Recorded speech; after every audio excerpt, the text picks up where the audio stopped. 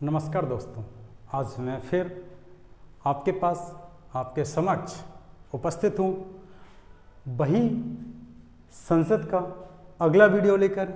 संसद में के दूसरे सदन की सीटों की संख्या का वितरण लेकर। जैसा कि हम लोग इसके पहले वाले वीडियो में पढ़ चुके हैं कि लोकसभा की कितनी सीटें होती हैं और उनका निर्धारण कितना कितना होता है, किस किस हिसाब से लोकसभा की सीटों की संख्या लेकर क्वेश्चन बन सकते हैं पेपर की दृष्टि से। उस चीज़ों को हम लोगों ने देखा था। आज बेटा हम लोग राज्यसभा की सीटों को देखेंगे कि किस किस दृष्टि से राज्यसभा की सीटों से क्वेश्चन बन सकते हैं। ठीक है, आगे की ओर बिना देर किए हुए हम लोग आगे बढ़ते हैं और देखेगा, आगे की ओर चलते हैं और देखेगा। इस वीडियो को समझने की कोशिश कीजिएगा, ध्यान से समझिएगा। बेटा हम राज्यसभा पढ़ने जा रहे हैं तो सबसे पहले तो हमें राज्यसभा, अच्छा एक बात ध्यान रखिएगा, हम केवल राज्यसभा को छू रहे हैं। अभी हम केवल लोकसभा की सीटों की संख्या के बारे में बेटा चर्चा कर रहे हैं। परेशान मत होइएगा, लोकसभा को बाकायदा विस्तृत रूप से हम पढ़ेंगे, राज्यसभा को हम बाकायदा विस्तृत रूप से अलग से पढ़ेंगे और फिर संसद को अलग से पढ़ेंगे। इन तीनों भागों को हम लोग अलग अलग पढ़ेंगे। कम से कम इन तीनों चीज़ों के लिए हम आपके सामने 8 से 9 बार उपस्थित होंगे। 8 से 9 क्लासें होंगी, लगभग 8 से 9 घंटे हमें देने होंगे इस टॉपिक को पढ़ने के लिए। वो बाकायदा क्रम के तहत हम लोग पढ़ेंगे। आज केवल सीटों का निर्धारण हमें करना होगा, तो ज़्यादा से ज़्यादा 10 से 15 मिनट के बीच में हम वीडियो को समाप्त करेंगे, कोशिश करेंगे उसे समझाने की और समझने की कोशिश आप भी करना। चलिए आएगा, हम राज्यसभा पे आते हैं। तो बेटा सबसे पहले बात आती है राज्यसभा के आर्टिकल की। तो सर आर्टिकल इसका कितना होता है, तो लिख दो इसका आर्टिकल बेटा 80 होता है। कितना होता है? 80 होता है। जबकि लोकसभा का बेटा 81 होता है, यानी कि 81 होता है। क्या होता है? 81 होता है। देख गौर से देखिएगा बेटा, देखो देखो ये अगर हम इस वाले एक को हम ऐसा कर दें तो देखो गौर से देखो, क्या ये L नहीं बना? बिल्कुल बना है। तो 81 वहां से L से आप याद रखिएगा। और बचा जो R है वो बचा है, राज्यसभा है, तो बेटा 80 होता है, यानी 79, 80 और 81। इसकी सीटों की संख्या पे बात करनी है। किस पे बात करनी है बेटा? हमें सीटों की संख्या पे बात करनी है।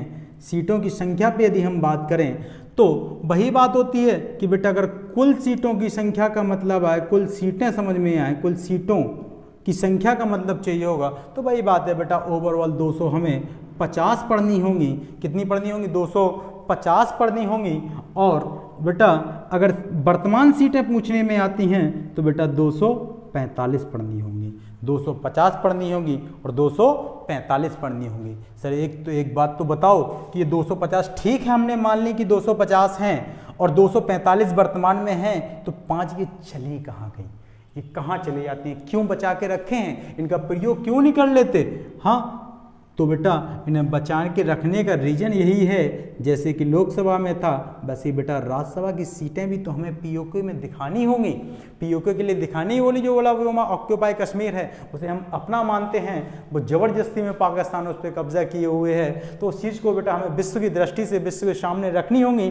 तो उन चीज़ों को तो बेटा हमें देखना ही होगा और उन्हीं चीज़ों को देखने के हेतु हमें ये 5 सीटें अपने संविधान में बचा के रखनी होती हैं। यूएनओ में जिस दिन हम उस पर हमारे प्रधानमंत्री ये वाले या आने वाले जल्दी उन पे साइन कर रहे होगा, हस्ताक्षर पे, तो दिखाना होगा बेटा हमें कि 5 सीटें मैंने बचा के रखी थी इस वजह से। हालांकि ध्यान रखिएगा ये 5 सीटें जो हैं वो पीओके के लिए बचा के तो रखे हैं, लेकिन जैसे ही पीओके अपने होगा तो उस क्षेत्र में बेटा केंद्र शासित प्रदेश बनते हैं। जब भी हम किसी से कहीं से कोई भी राज्य बाहर से लेते हैं तो बेटा वो केंद्र शासित प्रदेश में जाती हैं। तो लगभग इसे हम 5 सीटें कई किताबों में ये केंद्र शासित प्रदेशों में भी जोड़ के दिखाई गई हैं। तो परेशान मत हो, आप एक नॉर्मली बात को समझे बेटा कि कुल सीटों को पूछा जाए राज्यसभा की तो बेटा 250 टिक करना है और वर्तमान सीटें पूछी जाए बेटा 245 टिक करना है।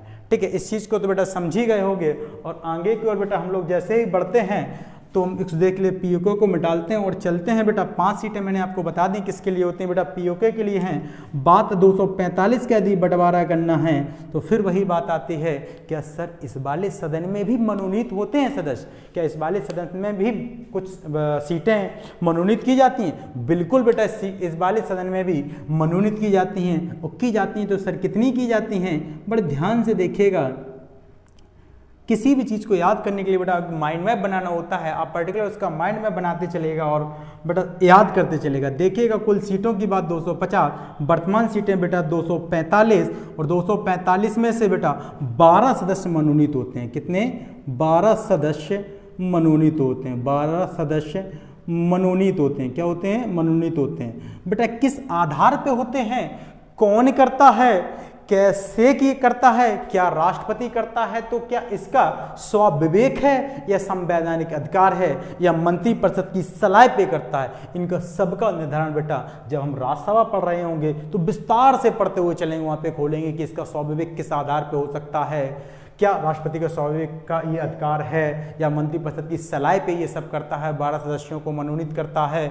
तो ये सब चीज़ें बेटा हम राज्यसभा में पढ़ेंगे जब राज्यसभा को विस्तृत। आज और आज केवल बेटा हम अपना ध्यान केंद्रित करेंगे राज्यसभा की सीटों की संख्या पर। तो ये तो बताइए ऐसा लिखा कहाँ है, तो ऐसा बिल्कुल लिखा है आर्टिकल 80 ये है बेटा, क्या है 80 ये है, 80 के 3 वाले पार्ट में बेटा ऐसा लिखा है कि 12 सदस्य मनोनीत करने होंगे और 12 सदस्य मनोनीत होंगे। ठीक है, 12 सदस्य अगर मनोनीत हो गए तो बेटा बचे कितने, ये जल्दी से इसमें से 245 में से बेटा हम घटा दें तो बेटा कितने बचेंगे आपके, चलिए घटाइएगा, 5 में से 2 गया बेटा 3 बचा, और बेटा 4 में से 1 गया, फिर 3 बचा और 233 निकल के आ गए। कितने निकल के आ गए बेटा?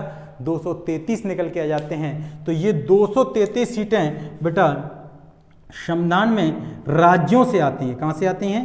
राज्यों से आती हैं। और बेटा राज्य बोले तो केंद्र शासित प्रदेश और राज्य, केंद्र शासित प्रदेश और राज्य दोनों से आती हैं। जरा गौर से देखिएगा बेटा, हमने क्या किया, 245 में से ये 12 सीटें यहाँ ले ली और ये 233 राज्यों के लिए छोड़ दें।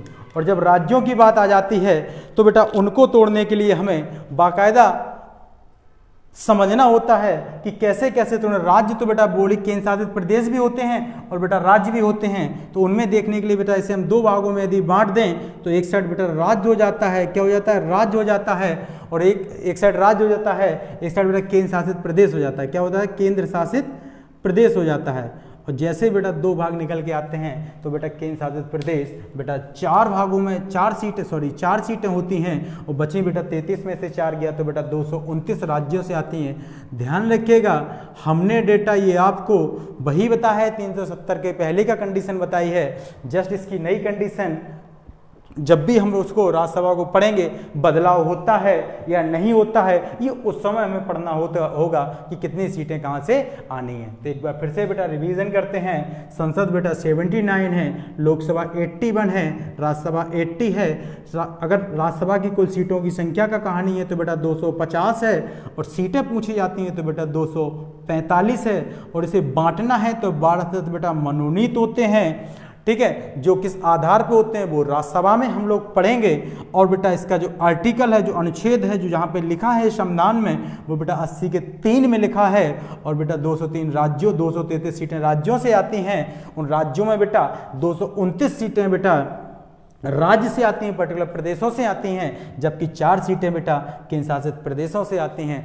आशा है बेटा कि आप लोगों को ये सीटों की, राज्यसभा की सीटों का बंटवारा समझ में आया होगा, और इसी तरह आप मेरा सहयोग बनाए रखिएगा, हम आपका सहयोग बनाए रखेंगे।